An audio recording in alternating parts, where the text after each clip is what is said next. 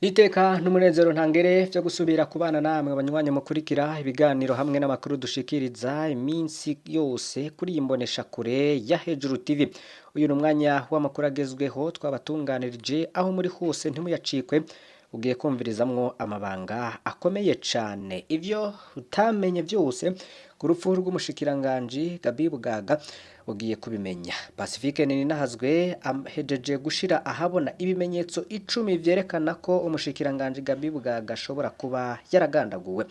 Kuva hatowe ikiziga c'umushikiranganji Gabi Bugaga mu gitondo cejo haheze hari kwigenekezo ya 16 ndamukiza 2026. Imodoka yiwe ahitwa mu Kivoga mu Rubirizi. Ibibazo ni vyinshi mu banyagihugu. Leta ya President Varisito Ndayishimiye yo isa niyidakeneye ko habaho amatohoza ku nkomoko y'urupfu rw'umushikiranganji wayo. President Ndayishimiye yavuze ko ari urupfu giturumbuka hanyuma arahoza abarundi n'umuryango w'umuhisi. Ibimenyetso byinshi bikerekana ko uyu mushikiranganji ashobora kuba yarishwe. Hano rero tukaba tugiye kubasangiza ibimenyetso 10 tugasaba leta ko yotanga umuco kuri ivyo bibazo biciye mu matohoza y'ukuri. Icambere nkuko muza kuvyumviriza tubivuze mu buryo bw'impfunyapfunya. Gabi Bugaga yari yicura ko ashobora kugirirwa nabi. Ica kabiri, telefone ya Gabi Bugaga yarakoreshejwe mu ijoro ryiwe rya nyuma. Ica gatatu, ikibanza Gabi Bugaga yoba yaratowemo naco kirasigura vyinshi. Ica kane, ningene ikiziga cabonetse mu modoka. Ikimenyetso ca gatanu, nta maraso yigeze aboneka hafi y'ikiziga ca Gabi Bugaga. Ikimenyetso ca gatandatu kuza kuvyumviriza ningene imodoka yababaye. Ikimenyetso c'indwi ni urufunguruzo rw'imodoka rwo rwari ruri mwisakoshi, bivuze ko mu muduga yararimwo urufunguruzo ntabwo rwari ruri mu muduga ahubwo rwari mwisakoshi. 18 ni inyifato y'abategetsi. 9 na amakuru y'ibanga ava mu bitaro. Hano uze kuhumviriza neza, hari kandi n'amakuru y'ibanga ava mwiperereza. Ivyo byose nivyo tugiye kubadondagurira ku buryo burambuye, byose uvyumvirize. Fyonda subscribe canke sabone niba utari wafyondako buke no kubisangiza bagenzabe kugira badacikwa n'amakuru. Reka dutangure ibimenyetso 10 vyerekana ko Gabi Bugaga ashobora kuba yaragandaguwe. Icambere, Pacifique Ninahazwe yashikirije ningene Gabi Bugaga yari yicura ko ashobora kugirirwa nabi. Abagenzi b'umuhisi Gabi Bugaga bakaba bamenyesha ko yaramaze imisi afise amakenga ku mutekano wiwe. Hari ikintu cari kimuteye ubwoba ariko atahora yubahuka gutomora neza. Umwe mu bagenzi biwe baba mu gihugu ca Buraya akaba yagize ati Gabi Bugaga twahora tuvugana imisi yose, yambwira ko hari ibimuteye ubwoba ariko ntavyo yatomora.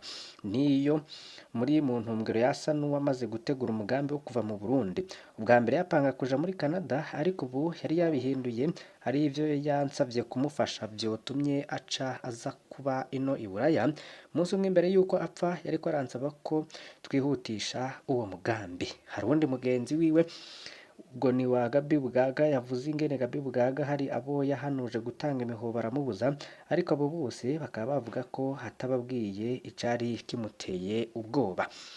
Ikimenyetso ca kabiri, telefone ya Gabi Bugaga yarakoreshejwe mu ijoro ryiwe rya nyuma. Hano vyumvirize neza. Umukunzi wa Gabi Bugaga arabandanya ati ikindi nababwiye gihambaye nuko nagerageje kumuvugisha kuri urya mugoroba wiwe wa nyuma. Inyishu yampaye narabonye ko atari we yari afise telefone. Yaranyandikiye ngo komera. Niryo jambo rya nyuma naronse rivuye muri telefone yiwe. Hari isaha 4 z'ijoro n'iminota 52. Iryo ni ijambo atopfuye akoresha kuri njewe kuko arazi ko njewe ntari umudede. Imvugo yacu yabamwo urukundo rwinshi. Natahuye ako kanya nyene ko atari we yari afise iyo telefone. Yavuye ku murongo isaha 6 n'ijoro n'iminota 25 mu gatondo. Telefone yiwe yaragiye ku murongo mu bihe vy'isaha 2 z'igitondo. Ibi byose ni ibimenyetso vyerekana ko telefone yiwe yari mu minwe y'uwundi muntu. Jewe ndemeza neza ko Gabi Bugaga yishwe. Ikimenyetso ca gatatu ni kira kibanza Gabi Bugaga yatowemwo. Ikiziga ca Gabi Bugaga catowe mu modoka yiwe mu murima w'ibigazi ahitwa ku Kivoga muri zone Rubirizi, komine Mutimbuzi, hafi y'ibarabara rya Bujumbura Bubanza. Kugeza ubu nta numwe asigura ingene umushikiranganji yoba yafashe iryo barabara mu masaha y'ijoro rya kure ata mushoferi canka uwujejwe umutekano bari kumwe. Hariho abemeza ko uwo mugoroba bari bamubonye mu bushikiranganji bujejwe urwaruka n'inkino. Hari abamubonye agiye harya mu kibanza bakinira golf yategerezwa kuba yari agiye kuri marche. Hari uwuvuga ko iwe yamubonye ariko afata agacupa mu kirabo bita ku Nyambo mu masaha yegereza isaha 3 z'ijoro. Nimba ayo masaha yari i Bujumbura hazoba yafashe ryari urwo rugendo rwa Kivoga, niko ikibazo kivuga. Mu masaha yitereye atagira no mucungira umutekano ku birometero bishika 10 wavuye i Bujumbura yoba yarariyo ari kugira yute. Ikimenyetso ca kane cerekana ko Gaby Bugaga ashobora kuba yaragandaguwe n'ingene ikiziga cabonetse mu modoka. Pacifique Ninahazwe asigura ko ikiziga ca Gaby Bugaga cabonetse kiryamitse neza kirambitse mu ntebe z'imbere muri kamyonete double cabine yirabura Gaby Bugaga rero yakoresha. Kuguru kumwe kwari hanze gucishijwe mu idirisha ku ruhande rw'umushoferi. Muhinga yabiravye yagize ati ntibishoboka ko umuntu agize isanganya ariko anyonga imodoka apfa gutya, ubundi apfa ariko nigana no guhagarika imodoka ntabwo bamusanga aryame neza kuriya nk'uko bitumvikana ingene yoja gucisha ukuguru mu idirisha. Ikiboneka nuko bamwishe baje kumuterera muri iyo modoka nawe arabemera kuko cari kigangi birabananira ndetse kumushiramwo neza baca bavaho bihuta ngo ntihagire uwuhava ababona. Ikimenyetso ca gatanu cerekana ko Gaby Bugaga ashobora kuba yarishwe. Nta maraso yigeze aboneka hafi y'ikiziga ca Gaby Bugaga. Ikiziga ca Gaby Bugaga cari kivyimbye mu maso, ni ikimenyetso ko ashobora kuba yaranizwe. Cari gifise ibikomere ku musaya w'uruhanga aho byaboneka ko hari ikintu yoba yarakubiswe. Catangaje abantu n'ingene ata maraso na make yari mu modoka canke kuri we kiretse utudomagu tubiri twabonetse ku ikabutura yari yambaye. Ibi vyerekana ko Gaby Bugaga ashobora kuba yiciwe ahandi, ikiziga kirozwa hanyuma baza kumushira muri iyo modoka. Hari amaraso yaboneka ku giti kimwe c'ikigazi, aho biragoye gutahura iyo ayo maraso yoba yarazananye. Ikindi ca gatandatu ni ingene iyi modoka yababaye. Iki tutari twagishikako tubabwire ko ikimenyetso c'indwi urufunguzo rw'imodoka rwari mu isakoshi. Ico kintu ca mbere gitangaje ni ingene urufunguzo rw'imodoka clé de contact rutari mu modoka ahubwo barusanze ruri mu isakoshi ya Gaby Bugaga. None yariko anyonga adakoresha urufunguruzo canke yarashoboye guhagarika imodoka arakuramwo urufunguruzo ararubika hanyuma aryama acisha ukuguru mu idirisha mu kurindira urupfu. Iki ni ikindi gisa n'igisigura ko yoba yariciwe ahandi hama akazanwa mu nyuma muri iyo modoka. Hari amakuru y'ibanga ava mu bitaro. Ikiziga ca Gaby Bugaga cajanwe ku biro bw'ibitaro Kira Hospital Bujumbura. Hari audio zaraye zirasohoka bavuga ko amakuru yavuye ku bogeje ikiziga ca Gaby Bugaga. Amaudio avuga ko babonye ko Gaby Bugaga yoba yararashwe amaja ku gutwi. Baravuga naho babonye urusoro rwasohokeye. Hari n'uwavuga ko yivuganiye n'abamwogeje. Aya ni amakuru rero aka kanya Pacifique Ninahazwe nawe ubwiwe avuga ko adashobora kwemeza, ariko ni amakuru asaba ko hokorwa isuzuma ry'ikiziga c'umushikiranganji Gaby Bugaga. Birakenewe ko hafatwa ingingo zikingira abogeje ico kiziga. Ivyo rero byabonetse mu yandi madosiye nuko abantu nk'aba bafise ico babonye gikomeye bahora bicwa mu nyuma. Audio zibivuga ziriko zirahanahanwa badakingiwe barashobora kwicwa. Hari amakuru y'ibanga haturuka mu iperereza, naco ni ikindi kimenyetso ca cenda cerekana ko yoba yarishwe. Umwe mu bakozi b'iperereza yandikiye Pacifique Ninahazwe amubwira ko hari ibintu vyamutangaje, akaba yagize ati ibintu vy'urupfu rwa Minisitiri Gaby Bugaga birashoboka ko vyakozwe n'abo mu nzego za documentation. Umugoroba apfa twari twabonye inama ya Venant Miburo ajejwe operation be n'agahungu kitwa Bruce Rusuriye gakora iperereza Ngozi. Cadutangaje nuko uyu Rusuriye ari we wenyine mu gatondo yazindukiye harya hatowe Gaby Bugaga. Bari waduha amafoto ya mbere y'ikiziga. Ivya hano murazi ko bitoroshe, mubandanye kubikurikirana. Nanje ngize gishasha menye ndakibaha, ariko hariho ibimenyetso bitwereka ko urupfu rwa Gaby Bugaga rwoba rwaravuye hano. Uyu Bruce Rusuriye avugwa hano turamuzi mu yandi madosiye menshi y'ubwicanyi no kunyuruza abantu bakabugwa irengero, bikaba vyakozwe n'iperereza kuva muri 2015. Bamwe baramuzi ku izina rya Bruce Twikeze, yaravuzwe cane nko mwinyuruzwa rya Higo hari amategeko muri Ntwarante 2016 kumutakura. Venant Miburo rero barazinanye cane kuko barakoranye ingozi. Hari ikindi kimenyetso twoba twaretse ni ingene imodoka yababaye. Imodoka ya Gaby Bugaga yatowemwo yari ifise aho yononekaye, ariko hariho n'ibindi bitangaje kuri yo. Amatara y'imbere amwe yaramenetse, ariko pare-choc yayo ntiboneka ko hari ikintu yagonze. Ikindi nuko uruhande rw'umushoferi rusa neza cane, ntaco rwabaye, ari narwo rwarimwo kwa kuguru kwasigaye hanze kw'idirisha. Uruhande rero rundi rurimwo ruboneka umengo rwaragonzwe hagati na hagati. Ntivyoroshe kubona neza uko aho hantu hagonzwe, womengo imodoka yisetse ku giti cahatswe kuyinjiramwo gihagaze, ariko ntibiboneka uko yoba yariko iragenda kugira cinjiremwo aho hantu. Imparati y'inyuma yaravuyeko, ariko ntiyigeze iboneka muri ico kibanza. None yoba yaraviriyemwo hehe? Ikindi nuko ivyatsi vyaho basanze imodoka ntivyerekana ko imodoka yahagiriye ingorane zikomeye nk'uko umushoferi yoba yariko aragwana no kuyihagarika. Imodoka yari izimije neza, amatara azimije neza, ubundi mu masanganya nk'ayo mw'ijoro n'imiburiburi amatara aguma yaka. Airbag y'imodoka ntiyasohotse. Mu modoka za none harimwo ubuhinga bwo gukingira umushoferi iyo hari ikintu asetse, hari icitwa airbag gisohoka kikarinda umushoferi ko yokwicwa na shock yo guseka kuri vola y'imodoka. Kuboneka nuko imodoka ishobora kuba yagongewe ahandi canke ikaba yarahonzwe ikintu, hanyuma ikazanwa muri ico kibanza kugira ngo yitwe ko yahakoreye isanganya. Ikindi kimenyetso ca nyuma Pacifique Ninahazwe atanga kungene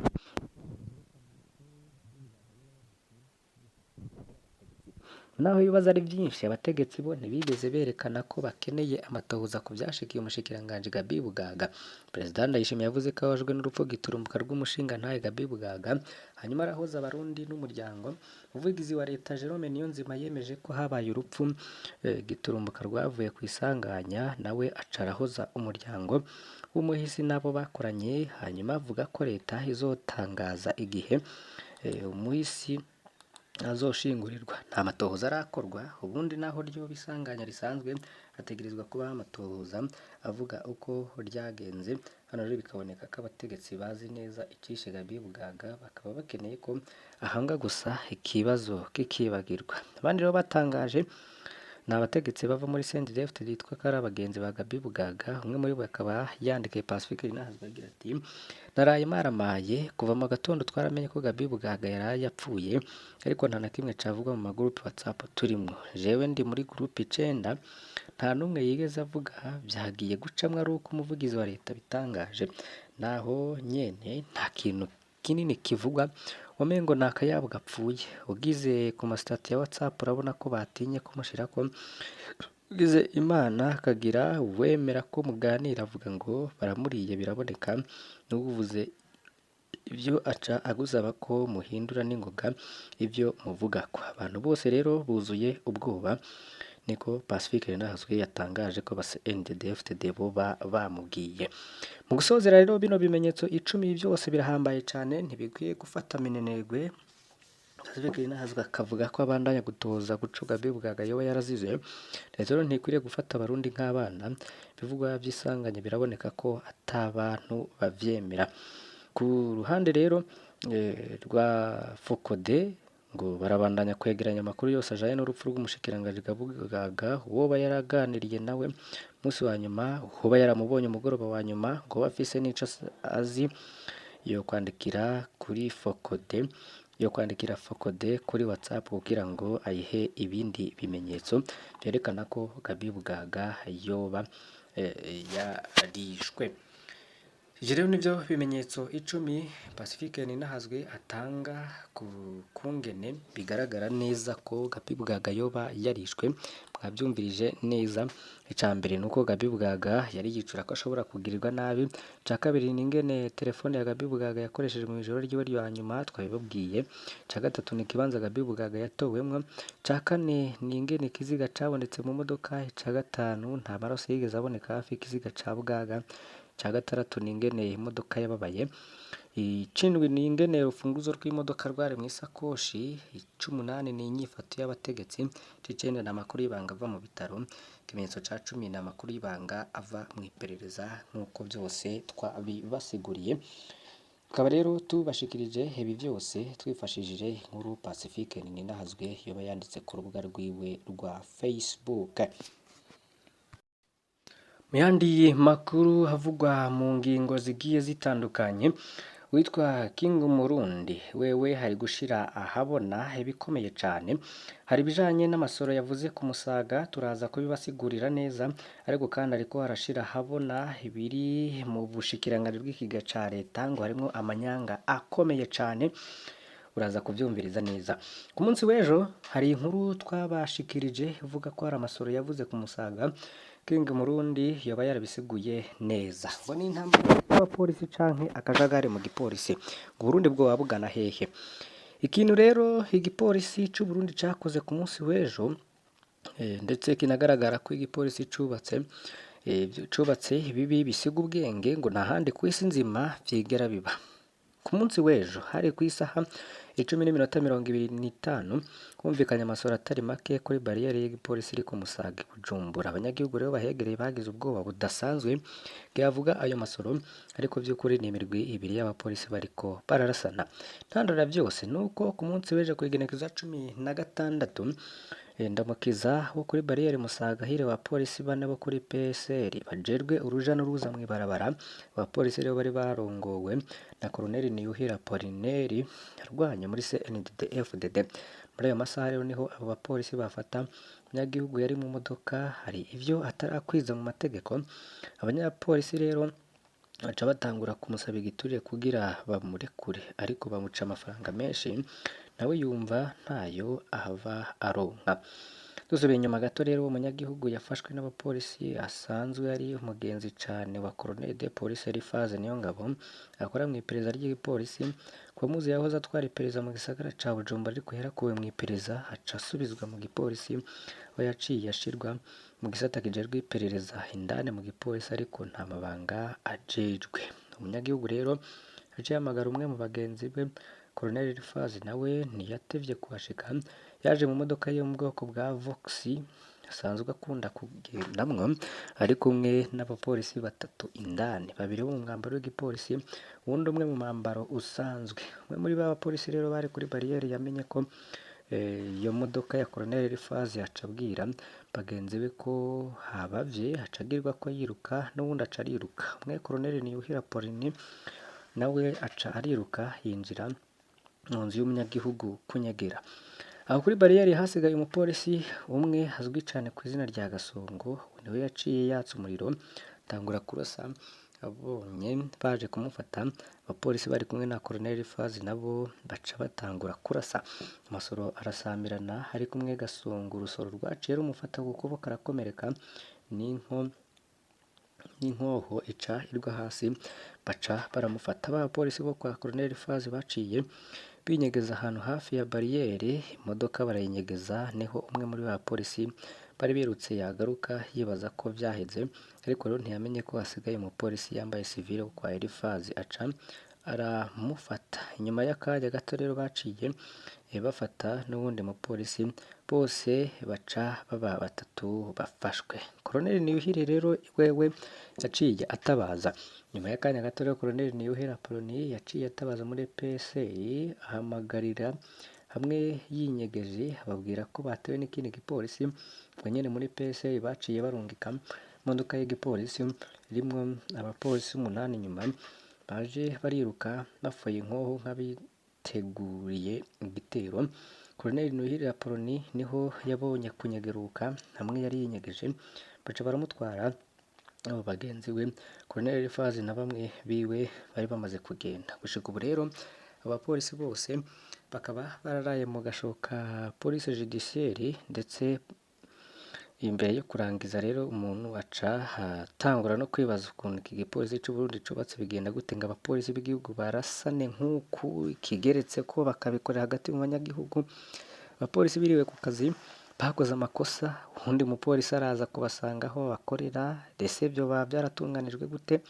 Iki naco ni ikibazo kibandanya cibazwa n'abantu benshi boba barabonye iyo nkuru. Mu bindi rero bitandukanye, King Murundi Freedom ariko arashira habona urukurikirane rw'amanyanga ariko abera mu bushikiranganje bw'ikiga ca leta. uyu munsi rero akaba yavuze ingene hateguwe amanyanga ku rwego rwo hejuru kugira Donatien Ndayishimiye abe ari we ahabwa isoko. Hari ibyatangajwe ubushize rero ko muri leta hari umugambi wo gushyiraho logiciel yitwa SIGFPB izofasha gukurikirana amafaranga izokoresha muri ntunganyo nshasha. Leta yararonse imfashanyo ingana miliyoni 30 mu madolari y'abanyamerika. Mu by'izofashwa harimo gushiraho iyo logiciel. Imfashanyo yatanzwe na Banki Mondiale biciye mu mugambi PAFEN, Projet d'appui aux fondations de l'économie numérique, mwaka wa 2025 niho haba ihiganwa ry'iyo soko ku mashirahamwe abishoboye. Icambere cyo kumenya rero nuko iyi soko yari yatsindiye ishirahamwe ry'abanyamahanga, ariko barayatse isoko. Hariho hakorwa n'amanyanga kugira ihabwe Mediabox. None kubera iki sosiyete y'abanyamahanga yatswe ino soko? Ingaruka mbi z'ibi bintu zishobora kuba izahe ku gihugu? Ese uwo Ndayishimiye akora izihe nguvu? Mbega umukuru w'igihugu ari he muri ino dosiye? Ivyo bibazo rero birahambaye imbere yo gushika kure. Reka tubanze dusubire inyuma gato twibutse ko logiciel ya SIGF isanzwe iri mu bushikiranganji bw'igiga ca leta yafasha guhemba abakozi bose, igaca ikorana n'iyindi logiciel yitwa OpenRH yo mu bushikiranganji bw'abakozi bwa leta, ikaba yarigezwe no kuvugwa cane. Mu nyuma rero haciye hingwera ko logiciel ya PTEBA ya Mediabox mu bijanye na budget programme. Kuva rero leta ishize umugambi wo gutunganya gushasha intwara mu bijanye no kugabanya intara, barabonye ko bizobagora gukurikirana ibya budget programme kuko bifuza ko intara imwe yose yitunganya mu bya budget programme n'abakozi ba leta bakaja baritura intara batwarirwamo ntibarinde gushika i Bujumbura. Niho rero hashirwaho umugambi wa logiciel nshasha yoza iteranya canke komena za logiciel zombi se twababwiye. Hacaboneka n'iciyumviro c'iyo logiciel nshasha yitwa SIGFP, Système Intégré de la Gestion des Finances Publiques. Habaye rero ihiganwa rya mbere kuri iyo soko. Uwo mugambi wa Banki Mondiale umaze gusohoka, haciye haba higanwa ku masosiyete afise ubushobozi bwo kurangura ico gikorwa. Appel d'offre yarabaye kw'igenekerezo rya 14 kwezi kwa gatatu 2025. Hari guhugurira amashirahamwe mpuzamakungu be nayo mu Burundi, harimo sosiyete Mediabox irongowe na Donatien Ndayishimiye. Aho hari ku ntwaro y'umushikiranganji Nestor Ntawontuye, ubu rero akaba ari n'umushikiranganji wa mbere uno munsi. Muri iryo higanwa harimwo amashirahamwe atatu yo hanze y'igihugu be na Mediabox yo mu Burundi. Soko yatsindiye ishirahamwe ry'abanyamahanga ryo mu gihugu ca Tunisia, Société Tunisienne. Iryo shirahamwe rero rimaze gutsinda ntiryorohewe, ryarahawe lettre de notification, ariko ryararindiriye ko haba intambwe zikurikira kugira ibikorwa bitangure, rirabura. Mu nyuma rero hagiye kumenyekana ko Mediabox yitwaye, biravuga ko yarenganijwe ko isoko yosubiramwo. Isoko rero ica irahagarikwa kugira ngo hazobe kurisubiramwo gushasha, ivyo bita relance de marche. Aha rero imbere yo kubandanya, umuntu yo kwibaza ikibazo kimwe: izi nguvu Donatien ngo yoba zikura he kugira ashobore guhagarika rino soko? Reka tubandanye kumbure turaronka inyirisho. Ubuhinga bwakoreshejwe rero nuko tubanze tubabwire ko umugambi PAFEN urongowe n'uwitwa Bienvenu Irakoze, ni coordinateur des projets PAFEN au Burundi. We nyene kandi haca yongera akaba n'umunyabanga nshingwabikorwa w'igisata ca leta CETIC, secrétaire exécutif des technologies et l'information de la communication. Uwo rero ni akadasobwa kuri Donatien. Ryashirahamwe ry'abanyamahanga rero rimaze gutsindira soko ya logiciel SIGFP. Abo bantu babiri vyarabagoye gutahura ukuntu vyagenze, ariko baca babona ko bihenze mu byo twakwita gupanga akarere mu kijanye n'ico twakwita quorum muri komite y'abiga dosiye. Niho Bienvenu yaremesha Donatien ko bazobisubiramwo. N'ikindi gice rero nk'uko King Umurundi yoba yabishize ahabona, Donatien ngo yoba yamaze kwigarurira ubwo ubushikiranganji nk'uko bivugwa. Ni mu gice rero giheze tumuhejeje kubabwira, Donatien yaciye akora ibishoboka byose kugira aronke umuntu wiwe ashirwa mu buyobozi bukuru bw'ubushikiranganji bw'igiga ca leta kugira azomufashe gushikira ya soko, kandi yarabishoboye neza. Muti yabikoze gute? Muvyumvirize neza. Twababwiye ko iyo soko yabaye mu ntwaro ya Nestor Ntawontuye, mu nyuma rero yagiye kuba umushikiranganji wa mbere, aca asubirizwa na Dr. Alain Ndikumana aramutse ubwo bushikiranganji uno munsi. Wamaze gushika muri ubwo bushikiranganji harabaye impinduka mu bayobozi bakuru bahora, ariko reka duhagare ku vya media box kuko nivyo turiko. Aho muri ubwo bushikiranganji haciye hahindurwa umuyobozi yahora ajejwe ibijanye n'ubuhinga bwa none, Directeur General ya Economie Numérique. Haciye rero hazanwa uwundi umuyobozi azwi cane, ariko rero ico kumenya nyamukuru wazanywe ni umupfasoni yitwa Engineer Audrey Ndiho. Aha rero ico kumenya nyamukuru nuko umukenyezi Audrey Ndiho rero avuye muri indaya muri media box aho yahora arongoye igisata c'ivya Starlink. Vyumvikana ko rero umukenyuro udasanzwe Donatien Ndayishimiye yarahejeje gushika ko mu byo twokwita kwigarurira ubwo bushikiranganji cane cane kugira ashikire za miliyoni z'amadolari muri ya soko. Reka rero tubandanye. Ntivyatevye Engineer Audrey Ndiho hamaze gushika mu ntebe ya DG Economie Numérique aho mu bushikiranganji bw'igiga ca leta yaciye atabagura mwe vya ya soko ya CGFP. Aca avuga ko iyo soko izosubiramwo gushasha, aca yongera ashiraho umurwi mushasha w'iyo projet urimwo n'abatazi ivyayo. Bica vyumvikana ko na societe tunisienne yari ihejeje kwirukanwa canke kwakwa isoko burundu. Kandi ico tumenye nuko hari abandi bakozi bahora bakorera mu bushikiranganji bw'ikiga ca leta bavuye kuri media box, cagiye gutangaza nuko rero baciye bahabwa amabanga yo kuba aba chef de service mu gihe tanu mwaka bari bahamaze. Rero twovuga nka chef de service développement et suivi des projets informatiques na chef de service politique de la digitalisation. Rero vyumvikana ko Donatien bandanya gupanga akarere muri ubwo bushikiranganji. Gushika ubu rero isoko yarasubiyemwo gushasha. Amakete rero azugururwa mu ntango z'ukwezi kwa Rusama 2026. Hitezwe ko izoca ihabwa societe media box. Vyumvikana kumwe Audrey Ndiho yazanywe kuba deja aho mu bushikiranganji bw'igiga ca leta kugira afashe media box yaje avamwo gushika mu mugambi wayo bigarurire za miliyoni z'amadolari zagenewe iyo soko. Mu nyuma rero ngazoca yisubirira kandi muri media box kuyobora ico gisata nyene nk'uko bisanzwe biri mu makuru muri King Umurundi Freedom boba barashize ahabona. Mbega none koko media box irafise ubwo bushobozi bw'iyo logiciel? Inyishu ni oya, nta bushobozi ifise kuko n'amakuru rero basanga ngaremeza ko hari n'abafundi bo muri Murantunge iremeza neza ko hari n'abafundi bo muri media box barungitswe muri Maroc kwiga ivyo logiciel. Kubona rero media box ata bushobozi ifite bwo gutunganya neza logiciel birashobora kuvyara ibintu bibiri bikuru. N'amafaranga ashobora kuba impfa gusa akaba nkayanyurujwe kuko ashobora gusohoka ariko iyo logiciel ntikorwe nk'uko vyitezwe. Birashobora kurangira iyo logiciel idakozwe burundu kuko Banki Mondiale ishobora gusubiza inyuma y'amafaranga bivanye nuko ikiringo umugambi wagenewe kizoba cararangiye, kuko bitegekanijwe ko umugambi urangira kwigenekezo 27 kwezi kwa gatandatu 2028. Hari ingaruka mbi nyamukuru mu gihe rero bitakunda ko iyo logiciel ibaho. Umugambi wa leta wo gushikana budget y'igihugu mu ntara mu buryo bwa none ntuzoba ugikunze. Hazoca hakorwa ivyo benshi bita kwiyaranja. Mbega umukuru w'igihugu arihe kuri no dossier bimaze kumutera amakenga. Donatien akurehe izi nguvu? Niki gikwiye gukorwa kugira aya manyanga ahagarare?